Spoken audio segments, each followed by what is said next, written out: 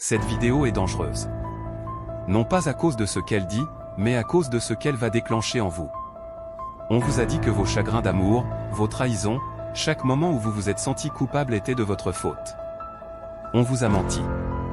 Et si je vous disais qu'un philosophe, né il y a 200 ans, avait non seulement prédit votre souffrance exacte, mais aussi élaboré votre plan d'évasion? Ce n'est pas seulement de l'histoire, c'est votre guide de survie dans un monde conçu pour briser les hommes. Fermez les yeux. Imaginez Noah. Il a passé sa vingtaine à courir après le conte de fées sociales, trouver l'âme sœur, construire une vie, vivre heureux pour toujours.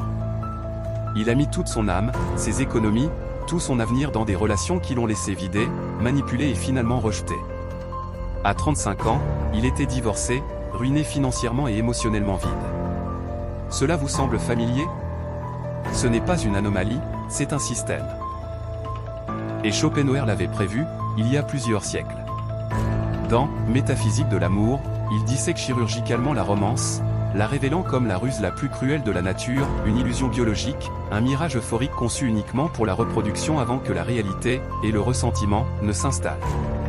Mais voici le rebondissement terrifiant, la société moderne n'a pas seulement hérité de cette illusion, elle l'a transformée en art. Il y a plusieurs siècles, Schopenhauer a osé suggérer qu'à mesure que les femmes gagneraient en pouvoir social, la dynamique de l'amour passerait du devoir mutuel à l'exploitation transactionnelle. Il a écrit de manière controversée, les femmes sont directement adaptées pour agir en tant qu'infirmières et enseignantes de notre enfance précisément parce qu'elles sont elles-mêmes enfantines, frivoles et mignonnes. Vous pouvez rejeter cette idée comme misogyne si vous l'osez, mais réfléchissez à ceci. En 1850, un homme divorcé pouvait tout perdre, ses enfants, ses biens, sa réputation, tandis que son ex-femme n'avait à subir aucune conséquence. Schopenhauer appelait cela le vol légalisé du travail masculin. Aujourd'hui, 80% des divorces sont initiés par les femmes, et les hommes perdent en moyenne la moitié de leurs biens. L'histoire ne se répète pas seulement, elle se moque de nous. Vous avez été conditionnés à croire que l'amour est le salut, que la vulnérabilité est une force, que le sacrifice est noble. Schopenhauer verrait votre naïveté et pleurerait. Il a déclaré, le bonheur d'un homme est de faire ce qu'il veut. Le bonheur d'une femme est de vouloir ce qu'il fait. Le système n'est pas défaillant. Il fonctionne exactement comme prévu, il extrait des hommes et redistribue aux femmes. Mais la prophétie de Schopenhauer va beaucoup plus loin. Nous sommes sur le point de révéler comment la psychologie moderne, les réseaux sociaux et même la loi sont conçus pour maintenir les hommes enchaînés à un système qui les méprise. La vérité la plus sombre? Vous avez été complice de votre propre destruction. Et l'évasion commence par une idée interdite. Vous vous réveillez dans un monde qui clame haut et fort, la masculinité est toxique. Vos désirs sont prédateurs. Votre valeur se mesure à ce que vous apportez, et non à qui vous êtes. Ce n'est pas un hasard. Il s'agit d'un système méticuleusement élaboré que Schopenhauer a vu avec une clarté terrifiante. Il a écrit, plus un homme est imprégné de la conscience de sa propre valeur, plus il doit résister à la tyrannie des femmes. Réfléchissez bien, tyrannie. Pas partenariat. Pas amour. Tyrannie. La psychologie moderne est devenue une arme. Le travail émotionnel, autrefois une critique féministe valable, s'est transformé en un gourdin qui assomme les hommes d'une culpabilité perpétuelle. On vous dit de vous ouvrir, d'être vulnérable, de partager vos sentiments. Mais voici la vérité brutale que Schopenhauer a révélée, les femmes méprisent la faiblesse chez les hommes. Une étude publiée en 2019 dans Social Psychological and Personality Science a révélé que lorsque les hommes expriment leur vulnérabilité, en particulier leur tristesse ou leur peur, les femmes les perçoivent comme moins attirants, moins compétents et moins désirables. Les chercheurs ont appelé cela la pénalité de la faiblesse. Schopenhauer appelait cela l'ordre naturel. Voici Oliver, un ingénieur en informatique de 28 ans. Sa petite amie depuis 3 ans a insisté pour qu'il lui confie ses peurs les plus profondes. Un soir, grisé par la confiance, il lui a avoué son traumatisme d'enfance, le harcèlement, la solitude, les nuits où il pleurait avant de s'endormir. Elle l'a serré dans ses bras. Elle lui a dit qu'elle l'aimait. 2 semaines plus tard, elle a rompu avec lui. Ses mots exacts, je ne te vois plus comme quelqu'un de fort. Ce n'est pas un cas isolé. C'est la règle. Schopenhauer avait prévenu, l'amour d'une femme est conditionnel. L'amour d'un homme est sacrificiel. Et le sacrifice, lorsqu'il est exigé mais jamais réciproque, n'est qu'une autre forme d'esclavage. Si la psychologie est le gant de velours, le système juridique est le point de fer. Schopenhauer a écrit: le mariage est un piège tendu aux hommes par la nature et perfectionné par la société. Parlons du divorce sans faute. Introduit dans les années 1970 sous le couvert de l'égalité des sexes, il a été présenté comme une liberté pour les femmes. Les données montrent une réalité différente. Aux États-Unis, les femmes sont à l'origine de 80% des divorces. Dans les cas où la femme gagne plus, le taux de divorce grimpe en flèche de 50%. Les hommes perdent en moyenne 50% de leurs biens et 80% des batailles pour la garde des enfants. Ce n'est pas de l'égalité, c'est de la prédation. Prenons l'exemple de Robert, un chirurgien de Floride. Il travaillait 80 heures par semaine pour construire la vie de ses rêves avec sa petite amie de fac. À 45 ans, elle a demandé le divorce. Pas d'infidélité, pas de violence, juste « je ne suis pas heureuse ». Le tribunal lui a accordé la maison, la moitié de sa retraite et 4 000 $ par mois de pension alimentaire. Robert vit désormais dans un studio et travaille toujours à 62 ans, car il n'a pas les moyens de prendre sa retraite. Le verdict de Schopenhauer ? La loi présume que les hommes sont coupables d'exister. Instagram, TikTok, les applications de rencontres, ce ne sont pas des outils pour créer des liens. Ce sont des marchés de l'attention où les femmes mettent leur beauté aux enchères et où les hommes enchérissent avec leur validation, leur argent et leur dignité. Schopenhauer l'avait également prédit, plus une femme a de choix, moins elle est capable d'aimer. Prenons l'exemple de Jake, 23 ans. Il match avec une fille sur Tinder. Ils discutent pendant des semaines. 3 rendez-vous coûteux. Elle le ghost. Un mois plus tard, il la voit sur Instagram en vacances à Bali avec un homme qui conduit une Lamborghini. Sa légende, connaissez votre valeur, mesdames. C'est le paradoxe du choix. Les femmes, noyées sous les options, deviennent incapables d'un attachement sincère. Les hommes, affamés d'affection, deviennent jetables. Mais que se passerait-il si la prison ultime n'était pas les femmes, la loi ou les réseaux sociaux, mais quelque chose de plus profond ? C'est là que nous dévoilons la dernière couche de la prophétie de Schopenhauer, comment les hommes modernes ont subi un lavage de cerveau pour vénérer leur propre chaîne. La solution est plus sombre que vous ne le pensez, et plus libératrice que vous ne pouvez l'imaginer. Un holocauste silencieux est en train de se dérouler en ce moment même. Les gouvernements l'ignorent, les médias s'en moquent et la société manipule les hommes pour qu'ils l'acceptent comme normal.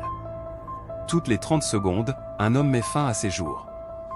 En Occident, les suicides masculins représentent 75% de l'ensemble des suicides, les hommes divorcés étant 8 fois plus susceptibles de se suicider que leurs homologues mariés. Ce n'est pas seulement une statistique, c'est un sacrifice rituel. Schopenhauer l'avait prévu il y a 2 siècles lorsqu'il écrivait « Les 40 premières années de la vie nous donnent le texte ». Les 30 suivantes fournissent le commentaire qui montre à quel point nous avons mal compris. La plupart des hommes n'arrivent jamais au commentaire. Vous êtes né dans un monde qui vous déteste. Dès que vous avez su parler, on vous a appris que vos instincts naturels étaient dangereux, que votre ambition était oppressante, que vous méritiez de souffrir. Mais le plus cruel des pièges, on vous a formé à faire respecter vous-même ce système. Schopenhauer appelait cela la volonté retournée contre elle-même. Un homme qui croit que son oppression est une justice devient l'esclave parfait. En 2018, Marcus, un ingénieur de 32 ans, s'est jeté du 14e étage de son immeuble de bureau. Sa lettre de suicide disait « Je suis désolé de ne pas avoir été à la hauteur. Pas assez intelligent pour mon père. Pas assez fort pour ma femme. Pas assez riche pour la société. » Ce que personne n'a mentionné lors de ses funérailles. Sa femme l'avait quitté 6 mois plus tôt, emmenant leur fille avec elle après qu'un juge aux affaires familiales eut décidé qu'il ne pourrait voir son enfant que 2 fois par mois à moins d'augmenter la pension alimentaire.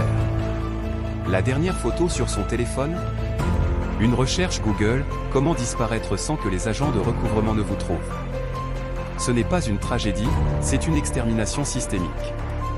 Voici les 3 mensonges qui maintiennent les hommes dans les chaînes. Mensonge numéro 1, l'amour vous sauvera.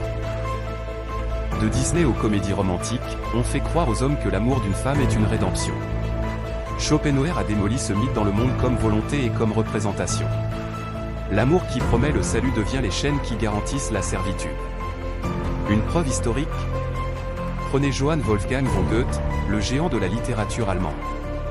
À 23 ans, il est tombé éperdument amoureux de Charlotte Buff, qui était déjà fiancée.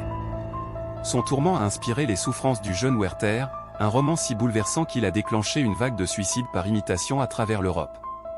Le verdict ultérieur de Goethe, l'amour est une chose idéale, le mariage une chose réelle, confondre le réel et l'idéal ne reste jamais impuni. Les hommes modernes n'ont pas appris la leçon. Ils hypothèquent toujours leur avenir pour la poussée de dopamine provoquée par un SMS. Mensonge numéro 2, votre valeur réside dans votre utilité. On vous dit que vous n'avez d'importance qu'en tant que pourvoyeur, salaire, protecteur, bouclier humain, ou artiste, animateur, thérapeute, homme à tout faire. Schopenhauer l'avait prévu, les hommes sont considérés comme des outils, conservés lorsqu'ils sont utiles, jetés lorsqu'ils ne servent plus. En 2021, un chercheur en sciences sociales a créé 2 faux profils de rencontre. Marc, 35 ans, aime la randonnée et réfléchir à la vie, 3 correspondances en une semaine. Marc, 35 ans, directeur financier, 1,88 mètres, propriétaire d'un Penthouse à Miami, 147 correspondances en une journée. Les femmes prétendent vouloir de la vulnérabilité, mais leur comportement crie « Que peux-tu faire pour moi ?» Mensonge numéro 3, c'est vous le problème. La culture thérapeutique, les gourous du développement personnel, les services RH des entreprises, tous répètent le même mantra « Guérissez-vous vous-même ». Mais c'est un piège. Schopenhauer nous mettait en garde, dire à un homme qu'il est brisé, c'est lui vendre une réparation sans fin. Prenons l'exemple des prescriptions d'antidépresseurs, en 1980, un homme sur 200 en prenait. En 2024, un homme sur 5 en prend. Le bonheur des hommes s'est-il amélioré? Ou bien les grandes entreprises pharmaceutiques ont-elles créé des patients permanents à partir d'hommes blessés? Il existe une issue. Mais elle nécessite ce que Schopenhauer appelait le renoncement à la volonté. Il ne s'agit pas de suicide, mais du meurtre de vos illusions. Première étape, devenez incontrôlable. Supprimez les applications de rencontres. Refusez les mariages qui ne sont que de l'esclavage légalisé. Riez quand on vous traite de toxique. Schopenhauer, l'homme libre est celui qui ne craint pas d'être seul. Deuxième étape, transformez votre souffrance en arme. Tous les grands hommes de l'histoire ont transformé leur douleur en force. Beethoven est devenu sourd et a composé ses plus grandes symphonies. Nietzsche a enduré une décennie de migraine et a écrit Ainsi parlait Zarathustra. Van Gogh n'a vendu qu'un seul tableau de son vivant, puis a révolutionné l'art après sa mort. Votre souffrance n'est pas une faiblesse, c'est un moteur. Troisième étape, jouez la carte du long terme. La société moderne récompense la jeunesse féminine et la maturité masculine. Le pic d'influence d'une femme se situe entre 20 et 30 ans, celui d'un homme entre 35 et 55 ans. Schopenhauer disait que le temps rend les femmes humbles et élève les hommes, s'ils survivent. Prenons l'exemple de Hiroto, un salarié japonais licencié à 40 ans. Au lieu de se laisser aller au désespoir, il a passé 5 ans à maîtriser la programmation IA. À 50 ans, il a été embauché comme consultant dans la Silicon Valley, gagnant 3 fois son ancien salaire, tandis que son ex-femme, qui avait divorcé parce qu'il n'était pas assez ambitieux, travaillait dans le commerce de détail. Son secret, j'ai arrêté de vivre selon leur rythme. La plus grande intuition de Schopenhauer ne concernait pas les femmes, la société ou même la souffrance. Elle était la suivante, la plupart des hommes préfèrent mourir plutôt que de réfléchir. Et c'est exactement ce qu'ils font. Mais vous? Vous êtes différent. Vous êtes toujours là, vous continuez à lire, vous continuez à vous battre. Cela signifie qu'il y a de l'espoir. Si cette vérité brutale a trouvé un écho en vous, si vous avez senti cette flamme dans votre poitrine, ce déclic dans votre esprit, alors tapez « Will » dans les commentaires ci-dessous.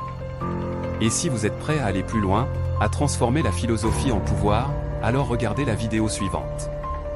Car ce qui vient ensuite n'est pas seulement de la connaissance, c'est votre libération.